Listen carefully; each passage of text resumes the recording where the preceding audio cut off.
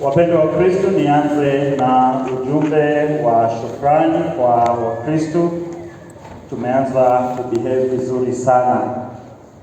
Tunapokuja adoration, tunamaliza na misa.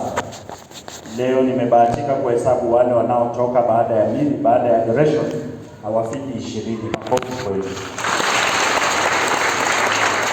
Ni wachache mno sana wamefika. This is the spirit. Tukimaliza adoration tunamaliza na misa. Jambo la pili, linatambua pia uwepo wa Wakristo wengi ambao si wa parokia yetu ya Isli.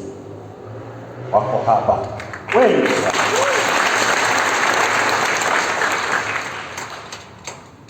Kiangalia kando automatic ni si wewe, kwa sababu mgeni anajijua. Si kuna wageni hapa? You want me to show you a few samples?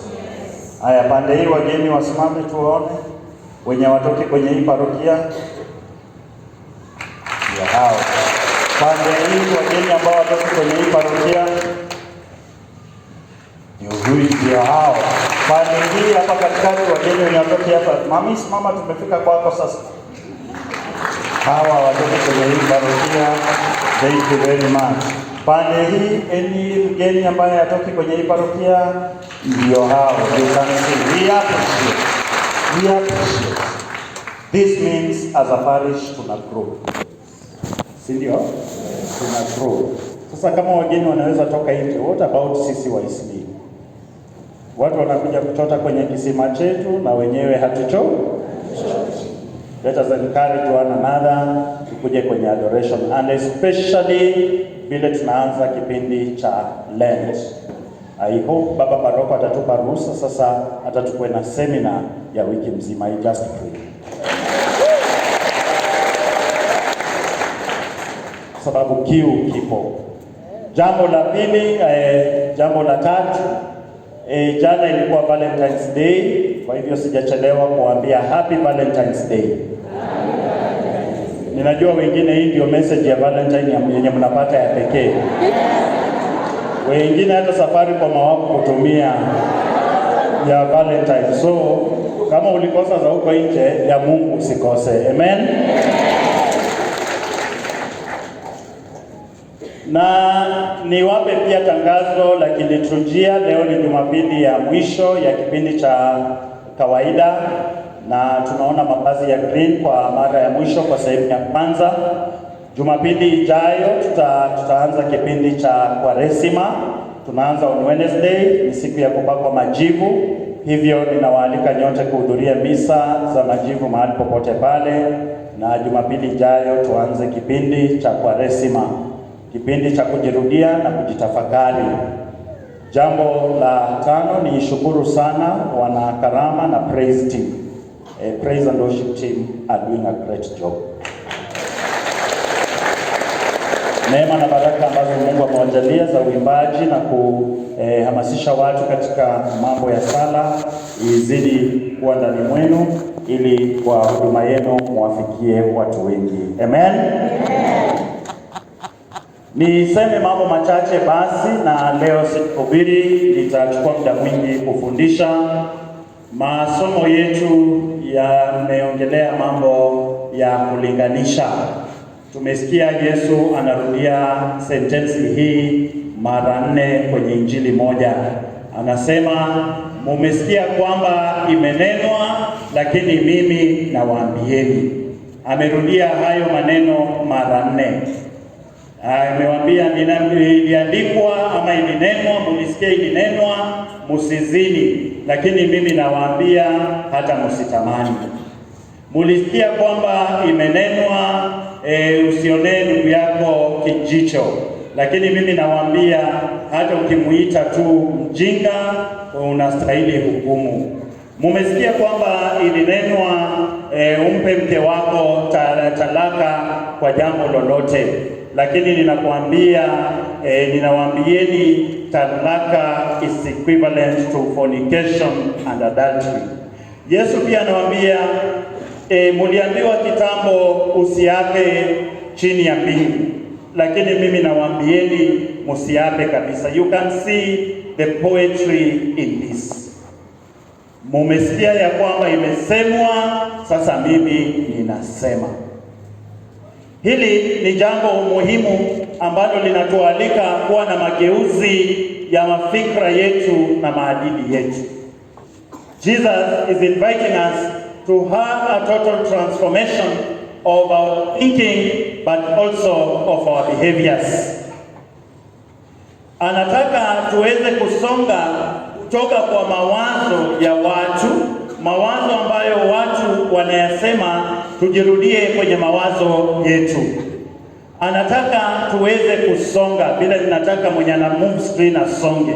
Anataka tuweze kusonga. Na masomo yetu matatu yote yanatualika kuweza kusonga, to move from one mindset to another. Somo la kwanza limetuambia mambo ya kuchagua, kwamba life is about choices. Na somo hilo kutoka kwa Yoshua bin Sira linatusuta kwamba unapoona moto kwenye maisha yako, usilaumu kibiriti, usisingizie kibiriti. Usiseme kibiriti ndio imewasha moto. Kibiriti hakiwezi kujiwasha.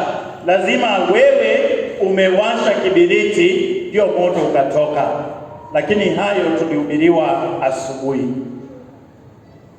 Somo la pili limetuambia kwamba hekima ya Mungu imejificha. Mwanadamu anaona shati, lakini Mungu anaona mwili. A human person anaona nje tu chenye umevaa nje, lakini Mungu anaona ndani.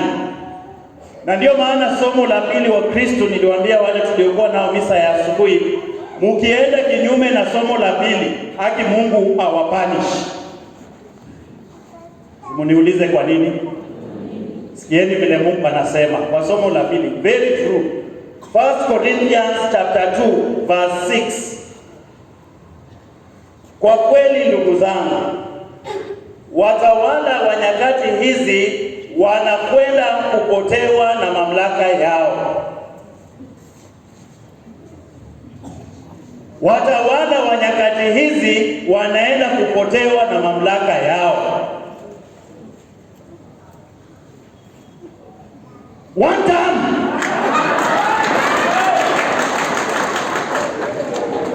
That is God saying.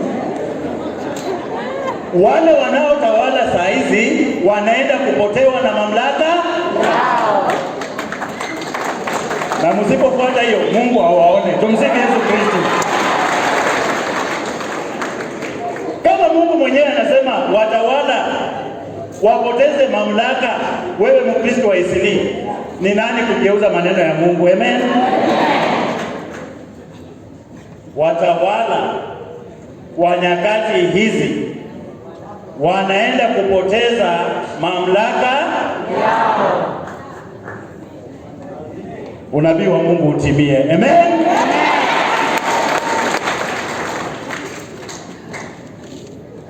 Somo la Injili ambayo ndiyo nguzo ya mafundisho yangu ya jioni ya leo, yanatualika Wakristo kufanya yale ambayo Kiswahili sanifu inasema, usipige deki matope, kanyaga kando. Usingojee kumop mahali ambapo pamechafuka. The better kama unaweza tembelea mahali ambapo hakuna matope. Mara nyingi tunangojea matope alafu tupanguze. Lakini the best thing in life, badala ya kukanyaga matope alafu uende upige deki, afadhali tu upite kando usipate matope. Na hivi ndivyo somo hili linavyosema. Kabla ungojee kuzini, si afadhali uache kutamani. Bwana asifiwe. Amen. Kwa sababu watu wengi wanasema kuzini ndio dhambi, lakini Yesu anatuambia hiyo ni matope. Pita kando, kabla uanguke katika kuzini usiangalie. Ati wamesema matope ni kuua, lakini Yesu anasema kabla uue usikasirike. Kwa sababu kuua mtu ni product ya kukasirika. So tusingojee ukanyage matope ya uuaji, afadhali kupite kando kwa kuavoid kukasirika. So naomba umwambie mwenzako usipige deki matope, pita kando. Usipige deki matope, pita kando. Yeah. Singoje makosa yafanyike, afadhali upite kando. Tungesoma somo lile ndefu, ungesikia Yesu anasema kama unajua mkono wako utakukosesha, afadhali tu utoe mapema.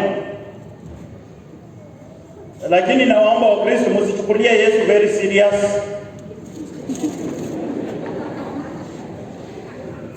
Ninajua sehemu yako ya mwili kuna sehemu ambayo inakupea stress, usijaribu kukata. Utakutana na sura ya Mungu, atakuuliza pati yenye nilikupea ilienda wapi?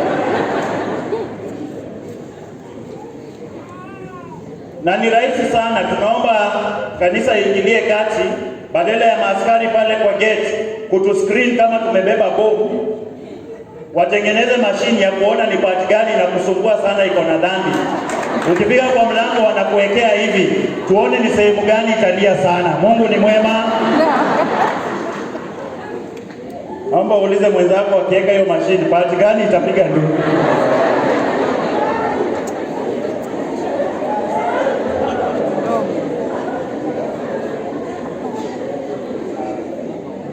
Na hizo mashine ziko. Siku moja tulienda na ule besti yangu mfupi, tulipokuwa seminari, tukaenda mahali ambapo machine ina detect the most sinful part, na kwa vile yeye ni mfupi akawa wa kwanza kufanyiwa check up. Walipoteremsha ikafika mahali ikalia sana, nikajiambia kama yake inalia hivyo yangu ni aje, siku hizi hapa ikaenda.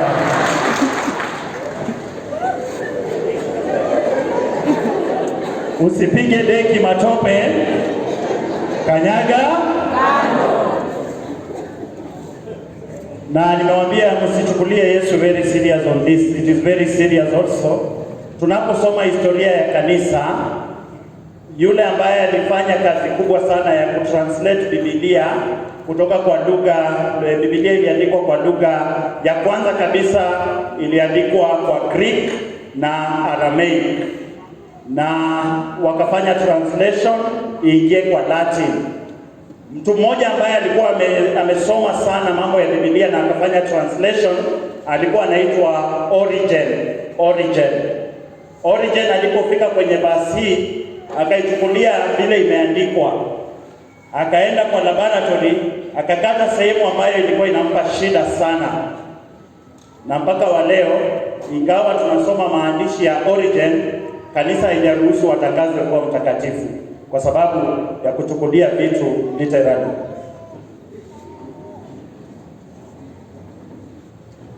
Sasa basi masomo yetu yanatupeleka chini. Tunapoona somo la Injili yanaturudisha kwenye swali la msingi sana. Mumesikia kwamba imesemwa bla bla bla, nami ninasema hivi. Hiyo ni yenye watu wamesema. Sasa hii ndio mimi ninasema. Na ndio maana tunajiuliza, mambo mengi yamesemwa, na wewe mwenyewe unasemaje? Nina hoja 3 za kuwafundisheni kisha tumalize. Kwenye maisha, Mungu anapenda sana tuzingatie nia kwanza, matendo baadaye. Usiangalie sana matendo, angalia nia, intention. Na Wakristo wengi wetu tuna focus kwa matendo, lakini hatuangalii nia. What is your intention? Niongee kidogo kuhusu nguvu ya kuwa na nia mzuri. Na waomba Wakristo muwe na nia mzuri. Nia ni kitu cha maana sana. Nia ndio chanzo cha matendo yote. Waswahili husema penye nia pana njia. Ukitaka njia ifunguke kwa maisha yako, kwanza kuwa na nia. Watu wengi wamepoteza baraka wa Bwana kwa sababu ya kuwa na nia mbaya. Nia mbaya. Kwa mfano, wewe kama mzazi unapomuonea vibaya mtoto wa mwenzako, hata unamroga, unamfanyia vitu vya ajabu ajabu, hayo ni matendo. Lakini anayebeba nia mbaya ni yule ama ni wewe? Unapomharibia mtu, hiyo nia ya uharibifu iko wapi? Kwake ama kwako? Kwa hivyo nani anatembea na uharibifu? Ni wewe. So don't look at the actions, look at the intention, because ni wewe unatembea na hiyo nia, na kwa sababu unatembea na nia ya uharibifu, uharibifu unakufuata. Ni kama wenye mumebahatika kuwa employers. Kwa mfano, unaposaini barua ya mtu afutwe kazi, unasaini, signature yako ndio inamfuta kazi. Hilo tendo la kumfuta kazi linamwadhiri, anafutwa. Lakini nani anatembea na mkono wa ufutaji? Ni yeye ama ni wewe? Ni wewe. Kwa hivyo uharibifu wa ufutaji unakuandama. Na ndio maana Wakristo mweni na nia njema. Nia is the beginning of everything. The intention. Nia ndio itakayo kufanya upige hatua ya kwanza. The first step is taken because you have an intention. Tukiacha hii sanduku ya sadaka hapa na kila mtu aende nyumbani, alafu wewe urudi na watu wote wameenda nyumbani, si kwamba umefungua, lakini unapita karibu na hapa. Msifu Yesu Kristo. Ingawa haujapatikana ukiiba, lakini by the fact unapita hapa kama watu hawapo, kuna nia. Kuna nia. Nia is the beginning of the first step. Na ndio maana Mkristo nakuomba, ukishaangalia nia zako, usiogope kupiga hatua ya kwanza. Do you have the intention? Is it a good intention? Do not be afraid. Take the first step and move.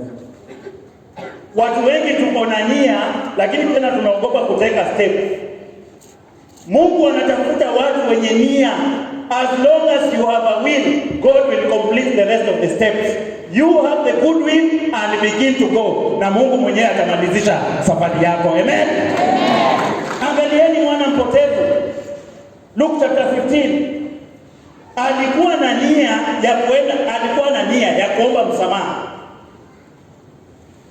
Na baada ya kuwa na nia, akageuka akaanza step.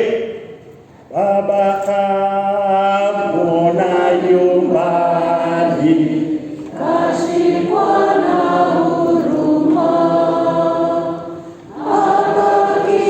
akakimbia kumlaki, akamfuata na. You see, wakati hakuwa na nia alikula na nguruwe. Wakati alisema I have the intention of kwenda kuomba msamaha, akageuka akaanza, hakumaliza safari, ni Mungu alimkujia.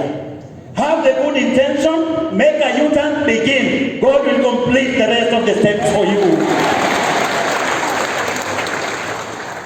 Usiogope kwanza ile nia njema ulio nayo. Usiogope kwanza. Tunajua story ya wana wa Israeli. Wana wa Israeli walipokuwa wanaenda nchi ya Kanaani, mara nyingi huwa tunaongea tu, Mungu aliwapasulia bahari ya Shamu. That is okay, bahari ya Shamu. Musa aligonga na kijiti ikafunguka. Lakini mnajua vizuri pia, ama labda hamjui, baada ya kupatana na bahari ya Shamu, huko mbele tena walipata mto Jordan. Mto Jordan ulikuwa tena umewangojea. Wakajiuliza, Musa ameshakufa, tutavukaje na ile fimbo yake hatuna? Makuhani wakasema, wacheni mchezo, let us make the first step. Vile kuhani wa kwanza aliweka tu mguu hivi, maji yalirudi penye yanatoka. May you make the first step and the waters go back where they came from. Mbona uko na nia njema lakini umeogopa kuanza? The will is good. lakini hauna sign ya kuanza the first step. I'm telling you, dear Christians, do you have the will? Do you have the good will? God make the first step and God will do the rest. That is the power of the will. Kunia na uchukue step ya kwanza and God will just complete. Amen? Tusonge kwa hoja ya pili. Mulisikia walisema ya kwamba, lakini mimi nawaambia hivi. Mulisikia walisema usizini, lakini mimi nawaambia usitamani. Look at that. Walisema, lakini mimi ninasema. The power of you. Can you say the power of I? The power of I. Sema the power ya mimi. The power ya mimi.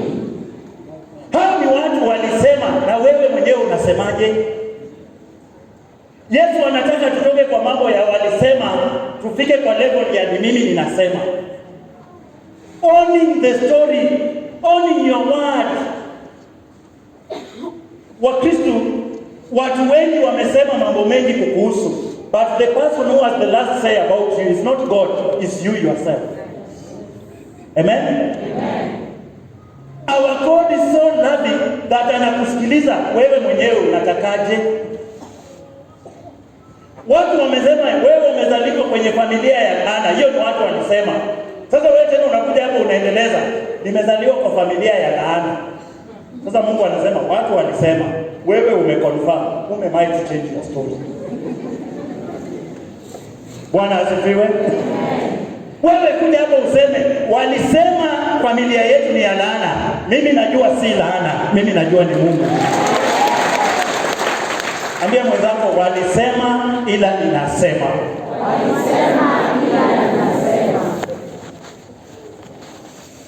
You have a very big function in your own success. You are the authority of your own life. Wewe mwenyewe ni architecture wa maisha yako. Watu hao wakuwa walisema, lakini wewe change na useme sasa ninasema this is me. Walisema ila ninasema.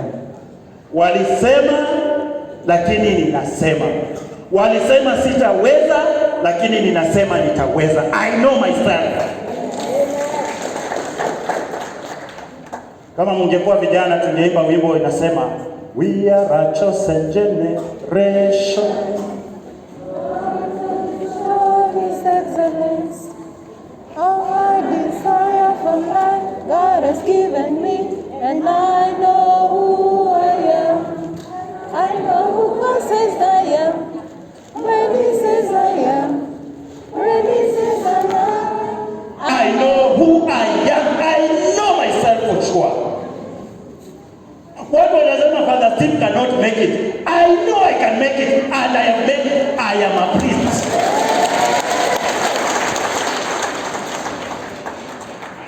Wenye mmekuja kwetu niliwaonyesha.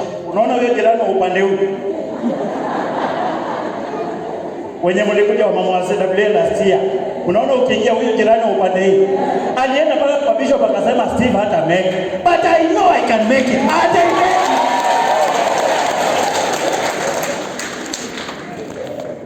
I know who I am. Walisema sijui Steve ni aje, but that is not me. I am just a good man, humble, and I became a priest. Know who you are. Jijue Mkristo. Chapa mwenzako high five, mwambie jijue. Mtingize mwambie jijue.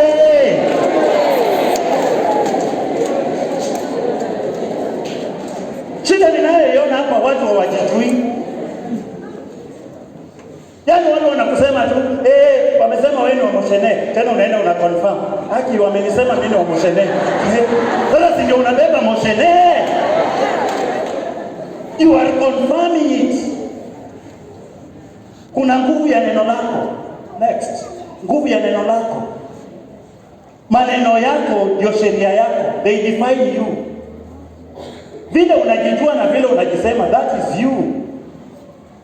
Ulimi wako ndio utajiri wako. You make your wealth through the things you think and the things you say yourself. Zoea kujitamkia maneno ya baraka. Amen? Unajua life is so powerful with your mind. Ndio maana usiku ukitembea unajiambia mtu ananifuata nyuma. Actually mtu atakufuata. Na utatoka mbio na utaanguka. Unaanza kusema ndio huyo ameinama hivi. Na utaona tu huyo mtu pia anainama.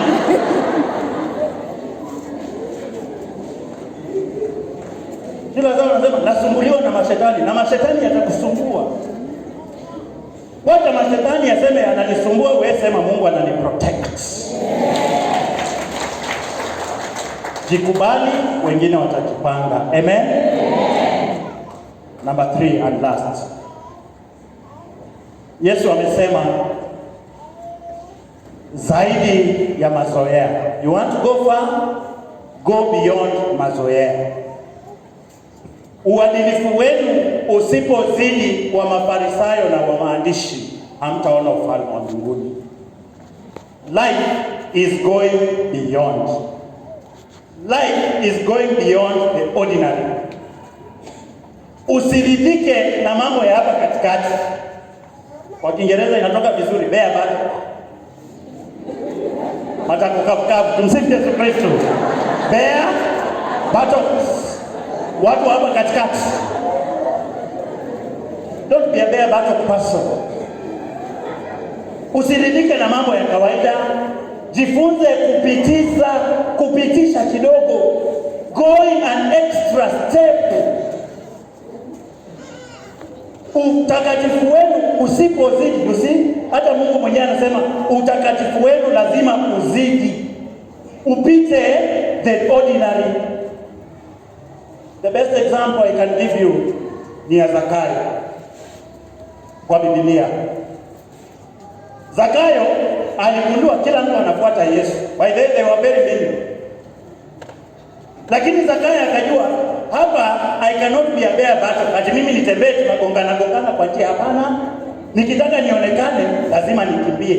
Wakati watu wanatembea, wewe kimbia, Yesu atakupata mbele. Ati hii mnangojea kwa mama wako kwa hiyo msafara atuwashike nguo, sijui washike nguo, Yesu aanze kwa haraka. Zakayo anajua, mimi kushika nguo hapa chini siwezi. Mimi naenda tu juu. Watu wakingojea hapa chini mimi wanionee juu. Mpaka Yesu mwenyewe aniambia Zakayo, by the way nimekuona, kuja chini. Tumsifu Yesu Kristo. Mbona unataka kusongamana na watu hapa kwa dunia ati mnang'ang'ana? Wewe cheza game za juu. Wakitembea wewe kimbia. Wakibaki hapa ruka juu. Wacha Yesu akwambie, my daughter, my son, calm down, nimekucheki. Maisha ni zaidi, lazima you go extra. You must go for an extra mile. That is what makes a difference. Unapouza nyanya zako, enda extra. Nunua tu sugar bags hizi ama carrier bags. Mtu akinunua nyanya 5 kwa an extra mile, mfungie tu vizuri kwa hiyo sugar bag. Aende. Utaona vile customers watakaa. Lakini wewe uko tu ordinary. Umenunua nyanya, sina mahali pa kufungia, jipange. That is ordinary, everybody is doing that. Why can't you go an extra mile? Amen? And the extra, you will make a very big difference. Let me use my own example. Leo nimejiamulia. I know I'm black. Wengine hata muone, mnaona giza tu ikitembea. Na ndio maana ninajua kwa vile amunioni, angalau muone point. This is an extra mile. Na shida jamaa mwingine ni mfupi, haonekani na point yake tena haionekani. Amen? Mwambie hao watu wafupi pia waeke point tu. Tung'ang'ane kuwaona. Tena point tutafute. Afadhali mblack lakini point na amen. Go an extra mile. Ambia mwenzako go an extra mile. Usiridhike tu na bora zaidi. Usile tu bora tu, enda bora zaidi. Tutoke kwa bora tu, tuende kwa bora zaidi. Bora tu mtu, hapana, bora zaidi huyo mtu. Last week tuliongelea mambo ya test. Have some sense of test. Sichukue tu kila kitu, go for the best test. Amen.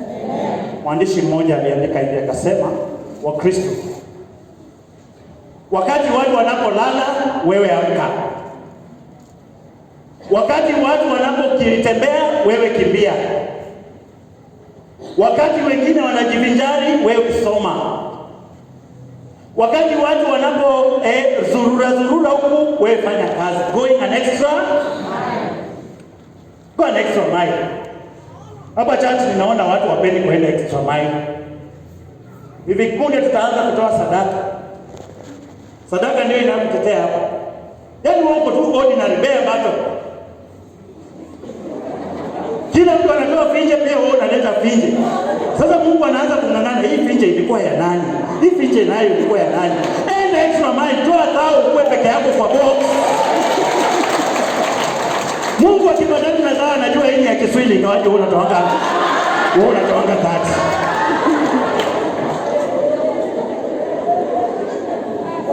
Go an extra mile. Zidi. Wakati watu wanabaki hapa, wewe umeenda mbele. Wakati watu wanaota, I'm dreaming of a big car, I'm dreaming of sijui what, wewe ishi na life yako. Amen. Wakati watu wanapiga sherehe, wewe jifunze, learn a skill. Wakati watu wanapotumia pesa zao vibaya, wewe invest. Wakati watu wanalalamika, sijui Mungu hajatufanyia hivi, wewe toka na smile. Mungu anapata complaints mingi, anapata kuna smile moja, anasema wacha nianze na hii. Amen. Wakati watu wanalia, wanakata tamaa, nilikuwa nimeanza na hii, nime give up. Wakati watu wanakata tamaa, wewe vumilia. Once you go an extra mile, wengine wakienda hivi, wewe ng'ang'ana kuenda the other way. God will locate you na utamiliki chenye watu wanatamani.